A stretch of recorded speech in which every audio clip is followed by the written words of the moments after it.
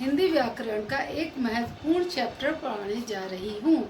लेकिन उससे पहले मैं आपसे पूछना चाहती हूँ, क्या आप कभी सोचते हैं कि हम अपने दैनिक जीवन में या विद्यालय में या पार्क में कहीं भी होता है तो हम अपने विचार लोगों तक कैसे पहुँचा पाते हैं, या फिर वो हमारी बात को किस तरीके से समझ पाते हैं? शायद नहीं। ये क्वेश्चन मन में तो आता होगा। तो आज हम जिस चैप्टर को पढ़ने जा रहे हैं उस चैप्टर के द्वारा आपको पता लगेगा कि हम किस माध्यम से अपनी बात एक व्यक्ति से दूसरे व्यक्ति तक पहुंचा सकते हैं। वो है भाषा। ठीक, भाषा क्या है? भाषा का क्या अर्थ है? भाषा का अर्थ है व्यक्ति के वह भाव जिन भावों के द्वारा हम अपने विचारों को एक व्यक्ति से दूसरे व्यक्ति तक पहुंचा पाते हैं, उनके विचारों को समझ पाते हैं, उसी को हम भाषा कहते हैं। आज मैं आपको आपकी हरियाली व्याकरण का चैप्टर 1 पढ़ा रही हूँ, भाषा विचार। हम अपने मन के भाव को जब एक दूसरे तक पहुंचाते हैं तो आपने वो क्या चीज होती है? भाषा। बिना भाषा के अपनी बात दूसरों तक पहुंचा पाना बहुत ही कठिन होता है।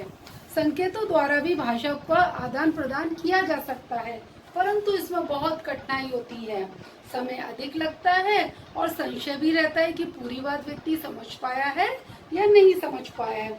अतः संकेतों द्वारा मनोभावों को प्रकट करना भाषा नहीं कहलाता है। लेकिन किसी किसी किताब में भाषा के 3 प्रकार में इसका उल्लेख होता है। अब हम पढ़ते हैं कि भाषा के कितने रूप होते हैं। तो भाषा बच्चों क्या हुई?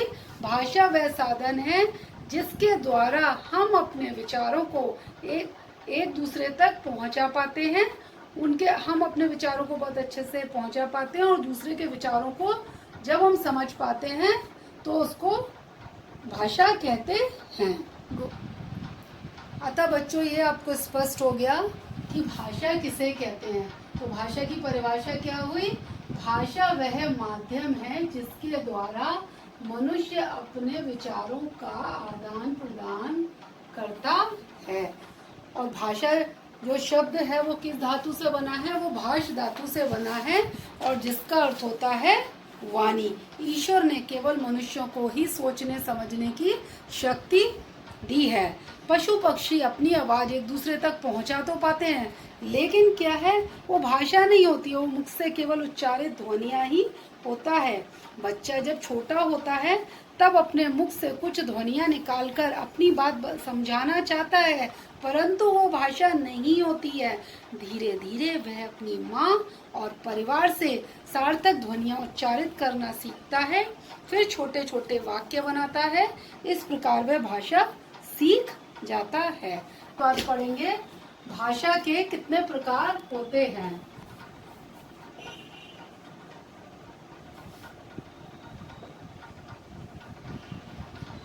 तो बच्चों, भाषा का अर्थ तो हमें समझ में आ गया। अब हम पढ़ेंगे भाषा के प्रकार।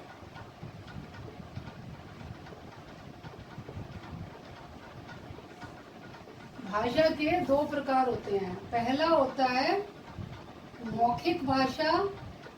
कौन सा भाषा बच्चों? उसको हम कहते हैं मौखिक भाषा। और जो नंबर 2 में है वो है हमारा लिखित भाषा। यानी कि जो हम अपने मुख से बोलकर जो हम ध्वनियां उच्चारित कर रहे हैं वो मौखिक भाषा का माध्यम है। यानी कि इसका एक जीवंत उदाहरण हुआ कि मैं आपको अपने मुख से बोलकर जो इस वक्त यहाँ पढ़ा रही हूँ और आप लोग जो सुन रहे हैं मेरी बात, तो मैं आपको मौखिक भाषा के द्वारा, जैसे इस वक्त मैंने बोला तो मैं आपको बोल बोल के जो समझाई, तो ये मौखिक भाषा हुआ। इसी बात को जो मैंने लिखा कि भाषा के कितने प्रकार होते हैं, मौखिक और लिखित, यानी कि मैंने कुछ लिखा तो ये क्या हुआ? ये लिखित भाषा का उदाहरण हुआ। अब इस बात को हम और अच्छे से समझ सकते हैं कि मौखिक भाषा किसे कहते हैं और लिखित भाषा किसे कहते हैं। अध्यापिका ने विद्यार्थियों को अपनी गोवा यात्रा का वर्णन करने के लिए दिया। ठीक है, तो बच्चों ने क्या किए, अपने आकर अनुभव लिखे। तो कैसे लिखे, लिखित रूप में लिखे ना। तो ये हुआ लिखित भाषा का उदाहरण। मैंने आपको कोई, किसी बच्चे ने कोई स्टेज पे आए और गाना गा के सुनाया, तो वो लिखित हुआ या मौखिक हुआ? डेफिनेटली वो मौखिक भाषा का उदाहरण है।